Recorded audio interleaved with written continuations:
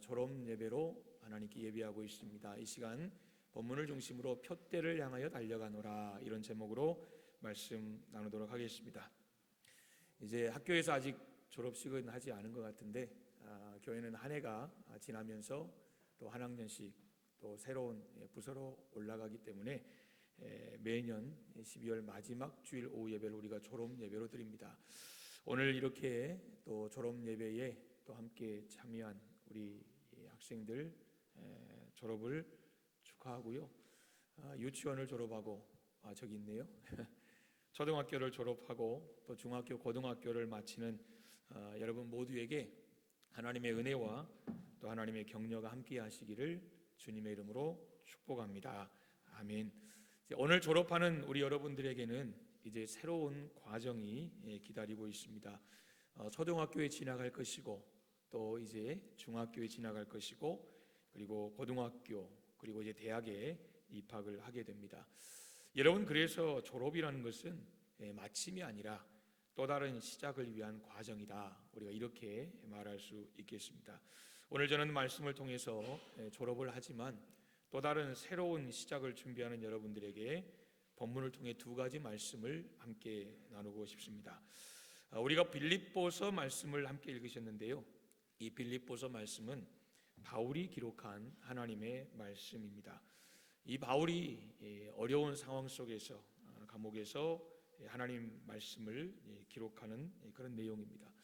여러분, 바울이 왜 감옥에 처하게 됐냐면 하나님의 말씀, 복음을 전하다가 복음을 싫어하고 또 복음을 거부하는 당시의 권력자들에 의해서 감옥에 갇혀 있게 됩니다. 감옥에 갇혀 있으면서 그가 기록한 책, 여러분 옥중서신이라고 말하죠. 그런데 우리가 오늘 이 신기한 건 뭐냐면 이 책을 기록한 바울 사도가 여러 가지 어려움 가운데 있음에도 불구하고 그가 이 빌립보서에서 강조하고 싶은 것은 기쁨이라는 것입니다. 그러니까 기뻐하라라는 거예요. 그래서 빌립보서를 읽어보시면 기뻐하라라는 말들이 참 많이 언급이 됩니다. 여러분, 그가 이런 어려움 속에서도 고통 중에 있으면서도 기뻐할 수 있는 이유, 그리고 그가 기뻐함으로 또 다른 사람에게 편지를 써서 기뻐하라고 말할 수 있는 이유, 그것은 아마도 지금까지 자신이 걸어온 길과 그리고 자신의 삶에 대한 만족, 즉 후회 없는 삶, 후회 없는 인생길이었다라고 자신 있게 고백하는 바로 그 이유가 아닐까 생각을 하게 됩니다. 오늘 이런 배경으로 빌립보서를 기록을 했는데요, 여러분, 그렇다면 오늘 저는 이 말씀을 가지고 바울 사도는 어떤 삶을 살았는가, 그러니까 바울 사도의 삶은 어떤 삶인가를 두 가지로 짧게 말씀을 통해 함께 은혜 받고 우리 졸업하는 우리 졸업생들을 함께 축복하는 그리고 함께 격려하는 그런 시간을 갖고자 합니다. 먼저 이 바울은 예수님을 만난 그런 인생이었습니다. 원래 이 바울은 예수님을 몰랐습니다. 예수님에 대해 관심조차 없었습니다. 당시 종교 지도자들의 영향으로 예수님을 구세주가 아닌 하나님의 말씀을 변질시키고 왜곡하는 이단이라고 생각했던 사람이 바울입니다. 그래서 예수 믿는 사람들을 핍박하고 그 공동체인 교회를 어지럽혔던 사람이 바로 이 바울입니다. 그런데 사도행전 9장에 보시면 그가 예수님을 만났습니다. 예수님을 만남으로 그는 여러분 새로운 삶이 시작되었고, 예수님이 십자가에 죽으신 것이 자신의 죄가 아니라 나의 죄 때문이라는 것을 깨닫게 됐습니다. 그래서 오늘 14절 보시면 이렇게 고백합니다. 예수 안에서 이제까지 증오하던 예수가 아니라 이제 내 삶의 시작과 내 삶의 마지막은 예수 안에서라고 그는 고백을 하고 있습니다. 우리가 사도행전 9장에 바울이 예수님을 만난 여러분 그 상황을 우리가 자세히 보면 바울이 예수님을 찾은 게 아닙니다. 예수님께서 다메섹 도상에서 이 바울에게 찾아오셔서 바울을 인격적으로 만나 주셨습니다. 저는 오늘 이 자리에 있는 우리 졸업생들 모르겠습니다. 얼마나 많은 친구들이 정말 예수님과 인격적인 만남을 가지고 살아가는지 정확히는 모르겠지만, 그러나 이 시간 우리 모두가 하나님 앞에 한 가지 붙들고 기도해야 할 그 제목, 여러분 제 안에 있습니다. 하나님, 이 자리에 있는 우리 모든 졸업생들이 다 예수님 만나게 하여 주시옵소서. 다 예수님 만나야 된다는 것입니다. 예수님 꼭 만나야 된다는 거예요. 우리가 예수님을 만나는 것은 무엇보다 하나님의 은혜입니다. 그리고 우리의 편에서는 예수님을 나의 주인으로 모시는 그런 삶의 과정이 우리에게 필요합니다. 예수님은 인격체이십니다. 그래서 우리가 마음을 열고 내가 죄인인 것과 예수님의 십자가가 아니면 나는 구원받을 수 없다는 것을 믿고 고백하고 그분을 내 마음에 영접하면 성령 하나님으로 우리 안에 임재해 주십니다. 이것을 우리가 예수님을 만났다라고 표현하는 것입니다. 여러분, 이 시간 오늘 졸업하는 우리 친구들을 위해 여러분이 해주셔야 할 기도는 하나님, 우리 친구들 다 예수님 만나주시고 다 하나님의 말씀대로 살아갈 수 있도록 하나님 도와주시옵소서. 여러분, 이렇게 기도하셔야 됩니다. 바울은 다메섹으로 가다가 그리스도 예수에게 잡힌 바 되었다라고 오늘 성경은 이야기합니다. 그때부터 예수 그리스도의 사람으로 성별됩니다. 그리고 예수 그리스도를 본받는 것을 삶의 목표로 삼고 그것을 향해 달려가는 것이 내 인생의 목표다, 이게 내 인생의 표대다라고 고백하고 오늘 성경에서 기록을 하고 있는 것입니다. 사랑하는 성도 여러분, 특별히 이제 오늘 졸업하는 우리 학생들, 오늘 성경의 바울처럼 여러분도 예수님 만나기를 주님의 이름으로 축복합니다.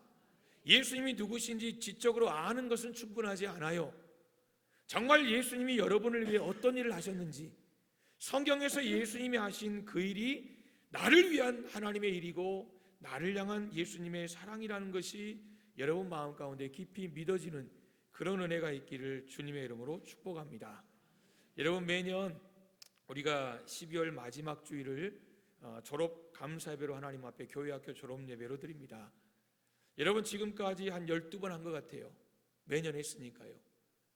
중요한 것은 매년 이렇게 하나님 앞에 우리가 졸업 예배를 드리면서 과연 얼마나 많은 우리 친구들이 정말 예수 그리스도를 마음에 깊이 영접하고 예수 그리스도와 깊은 인격적인 만남을 가지고 한 해 한 해, 한 학년 한 학년 그렇게 올라가고 보내는지, 여러분, 하나님 앞에 정말 이게 큰 기도 제목이고 하나님의 은혜가 아니면 절대 우리가 누릴 수 없는 그런 기도의 제목이라는 생각이 해가 갈수록 더 들어집니다. 여러분, 이 시간 우리 졸업하는 친구들을 위해서 여러분 정말 기도해 주시기를 바랍니다. 예수님 만나야 합니다. 이게 가장 우선입니다. 여러분, 그렇지 않습니까?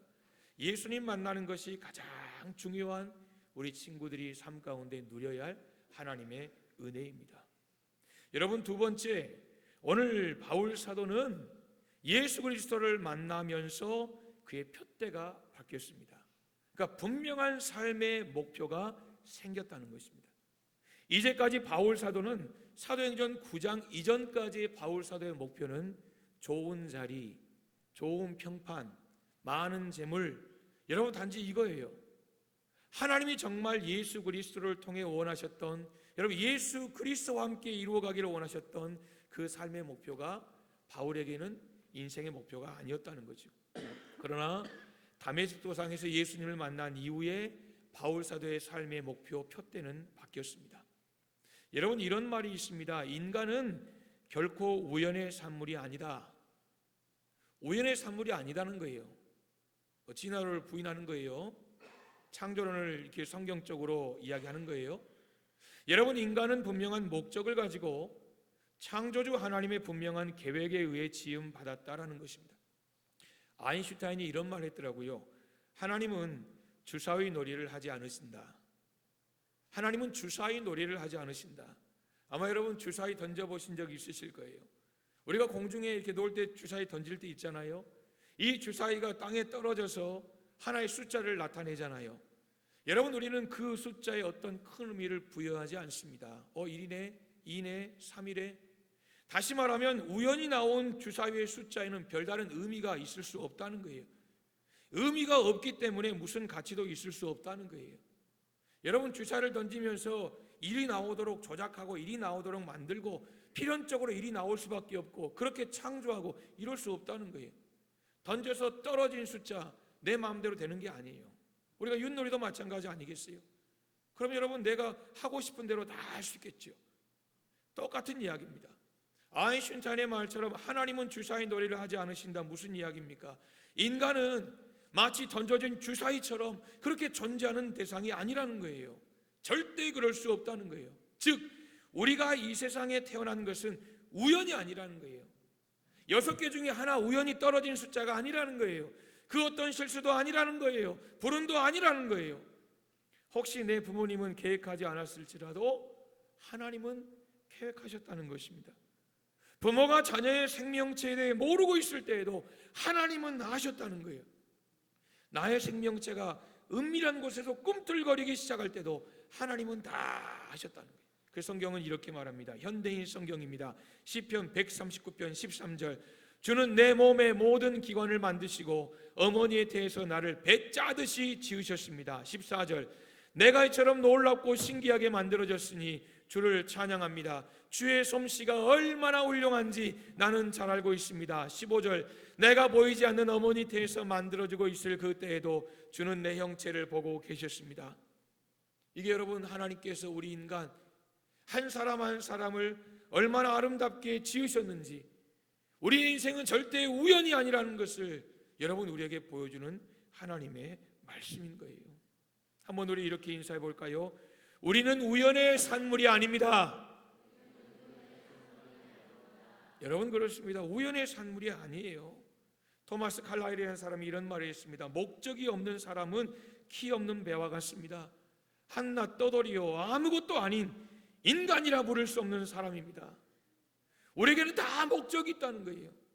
다 목적이 있다는 거예요. 우리는 분명한 목적을 가지고 창조주 하나님의 계획대로 지음 받았다는 것을 여러분, 이 시간 우리가 바울 사도의 삶의 변화를 통해 다시 한번 우리의 마음에 새길 수 있기를 간절히 소망합니다.